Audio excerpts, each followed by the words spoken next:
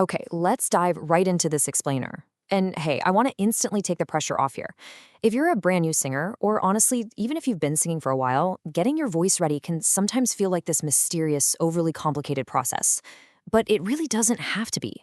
A warm up just gets your voice ready to do its job, and it absolutely does not need to be long or difficult to work absolute wonders. Think of it like stretching before a light jog. You just want to wake up your muscles. We are going to walk through a simple step-by-step routine that gets your voice ready in the exact right order.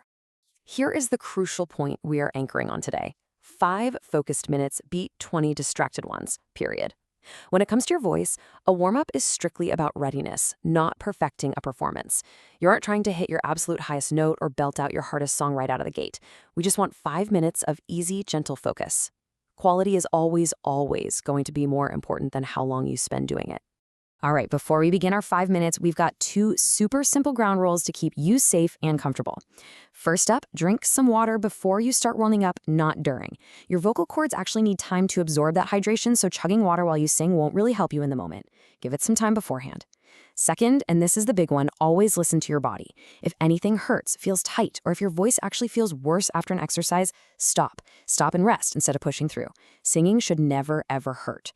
So we are going to walk through this 5-minute routine step by step, right in order. We start with the body, move to the breath, make the sound, shape the sound, and finally, put it together. Okay, step 1, body. We're going to stand tall and loosen up. Since your whole physical body is your instrument, taking just 1 minute to organize it pays off big time. Here's exactly what you do. Keep your feet planted firmly on the floor with your weight spread evenly. Drop your shoulders wide and relaxed. Keep your knees soft. Don't lock them backwards, because that creates tension all the way up your spine.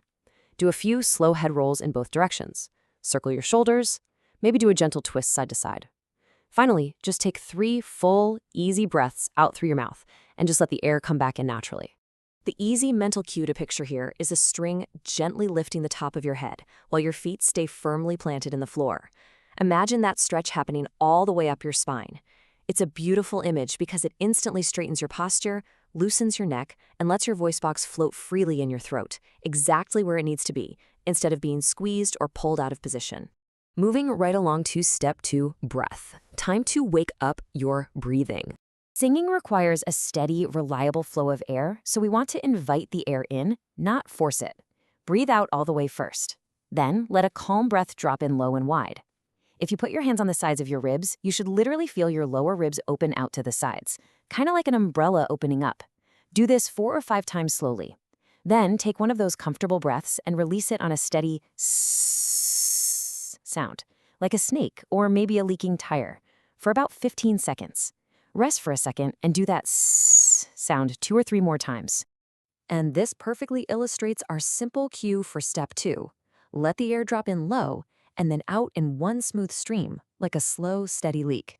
The reason we use that sound is that it trains your body to send out a steady stream of air against a tiny bit of resistance without making you shove or push the air out. It's all about that smooth, controlled flow. All right, step 3, make the sound. Let's gently start your voice.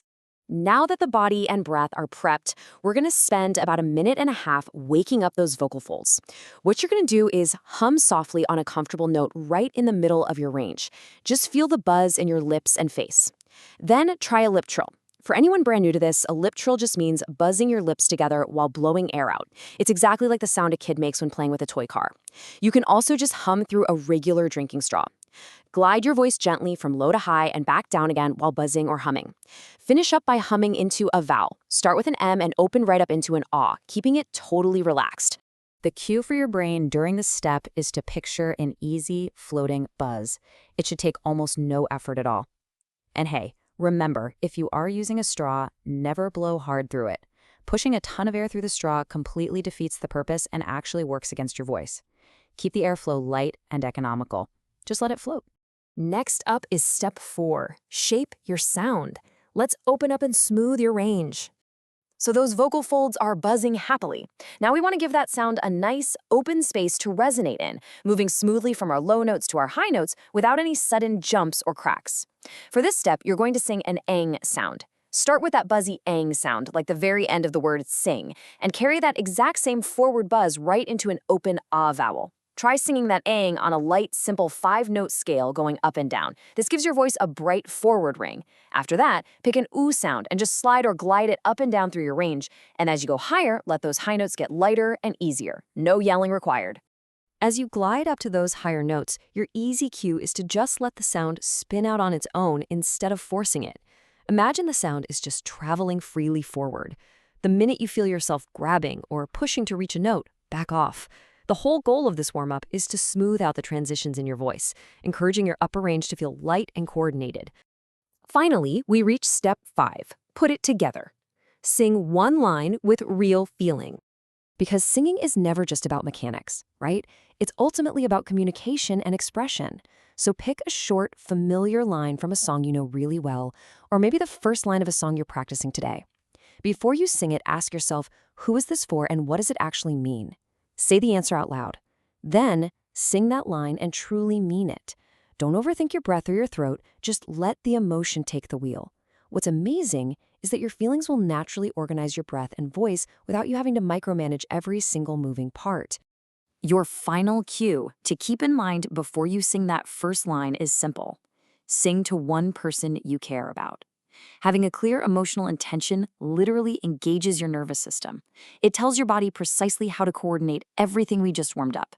It gets you out of your head, stops you from obsessively monitoring yourself, and drops you right into the joy of singing.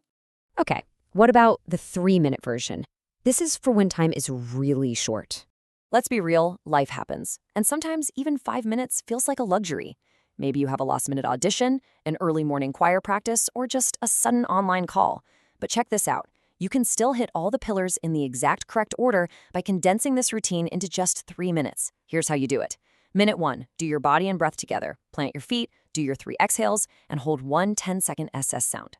Minute 2, make your gentle sound. Do a gentle hum and a quick lip trill glide. And minute 3, shape the sound and finish up. Do one oo glide, a quick NAG scale, and sing your one meaningful line. Boom, you hit every single base, just a little faster. Now, part of being a smart singer is adjusting your routine based on how you're feeling that day. Always listen to your body. If it's super early in the morning or you're getting over a cold, your voice is going to need more time. Go extra gentle and just skip the highest and lowest notes. On the flip side, if you have a huge, high-stakes performance coming up, your nerves might be running high. In that case, add a minute of slow, calming breaths before you even start step 1, just to settle your nervous system down. Which brings us to the golden rule. Better, not longer. As we wrap up this explainer, I want you to remember that the magic isn't in spending an hour doing this. The magic is in the routine itself. A short, high-quality warm-up is always, for sure, going to serve you better than a long, exhausting one that tires out your voice before you even start singing. Doing this simple routine the exact same way every time trains your body to recognize it. It becomes this reliable signal to your brain that says, hey, it's time to get ready. By keeping it brief, keeping it in order, and finishing on a songline that feels genuinely good, you ensure your instrument starts every single session perfectly in balance. Now you've got this quick, easy, 5-minute tool right in your back pocket. You don't have to guess how to prepare anymore. You know the steps, you know the cues, and you know how to listen to your body. Your voice is completely ready, warmed up, and open. So the only question left for you is, who will you sing to today?